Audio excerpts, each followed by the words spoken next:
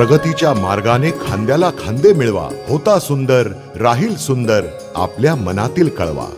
विकास घडतोय, आपला कळवा बदलतोय. चला, या विकास यात्रेत आपणही सामील होऊया. 100% मतदान करूया.